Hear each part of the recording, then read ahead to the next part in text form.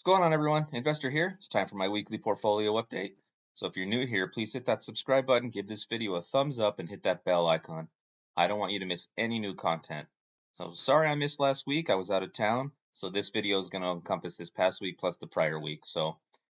But this last week I was able to deposit $650 into the account. So right now my account is sitting at just over $15,800, as you can see here, 15,805 and 94 cents. So the past 2 weeks, the market's been great. Things have just been going up, setting new records. S&P is breaking all kinds of boundaries, but it's also provided a few buying opportunities. So with those buying opportunities, I added 2 new positions to the portfolio. So 2 that have been on my watch list for a while. I think one you guys have been recommending in the comments, and so we'll get to that in a minute. Hopefully you guys will be happy and give me a thumbs up just for what I picked. So I received my final dividend payment for the month. So all the monthly total dividends are in. I'm not expected to receive any dividends this upcoming week. So I'm going to cover all that and more. So stick around. But this upcoming week, I plan on dollar cost averaging, and I'm going to continue to watch 2 other stocks that I have on my watch list. I might pull the trigger. We'll see. It just depends on where they fall in line. So let's jump over to that spreadsheet, and I'll show you what I've been up to. All right, everyone, digging into the spreadsheet here. I'm assuming the first thing you're going to notice here is my 2 new positions. So I picked up Vici Properties and Starbucks. So Starbucks has kind of been down a little bit of a lull. So I found a nice dip and I took the advantage and bought into it. And as well as Vici Properties, I think it was just initial investment of about $100. So I ended up with 3.3 shares there of Vici. So far up, which is good, right?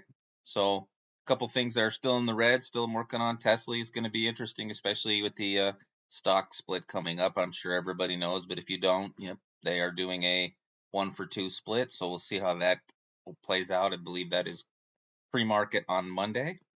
So O is still kind of an interesting ride. So still buying into O, still doing good. And we'll cover more in a minute here, but a couple good things about the spreadsheet this particular video is one of my goals has been hit. I also got a new record high, so we'll cover those in a little bit, but little tidbits of something to get you guys excited about what's coming here in the next couple minutes of the video. So I can see at the end of business day on Friday was up $14. Was up quite a bit more than that. Market kind of cooled off a little bit towards the end. So, but it's all right. We're still up, so I'm happy to see that.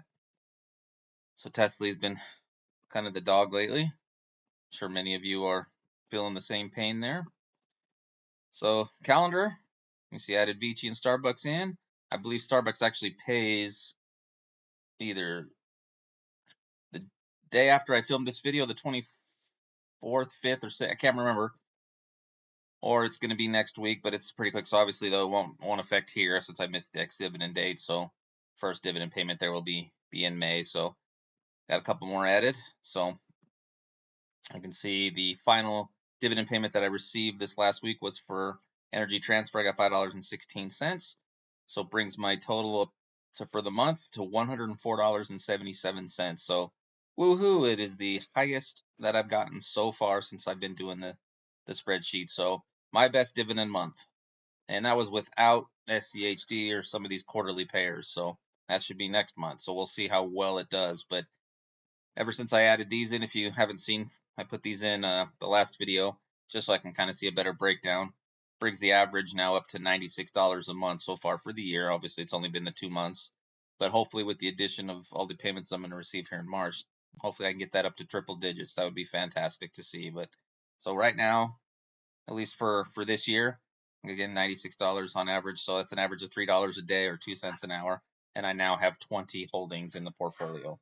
So if you take a look at the bottom of the spreadsheet here, all the projections for the upcoming months, you'll see anywhere between, mid hundreds to high hundreds. So hopefully that $96 here will be able to bump up and become a triple digit average, which would be fantastic to see, especially since, the first little bit of this portfolio just trying to hit that $50 in a month goal was, I thought, unachievable for the first little while. And then once you hit it, but now that I'm consistently getting close to the 100, being able to average that, it's just fantastic to see the growth, at least in my opinion. So even though it's still a small portfolio, you start to see things working and going in the direction you want them to, and it gets you excited about the possibilities of what could become. So let's move along.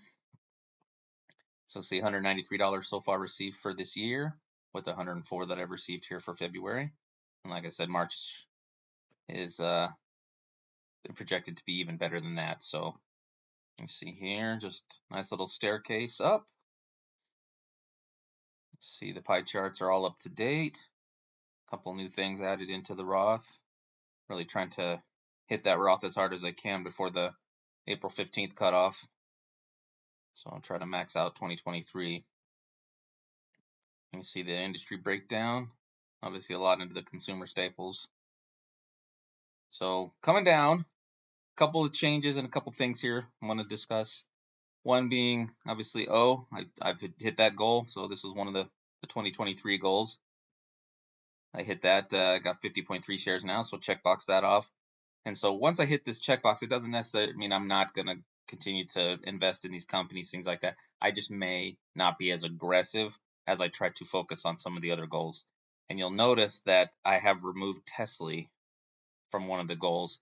I just, right now, especially with the split and things going on, I want to focus the money on better quality companies.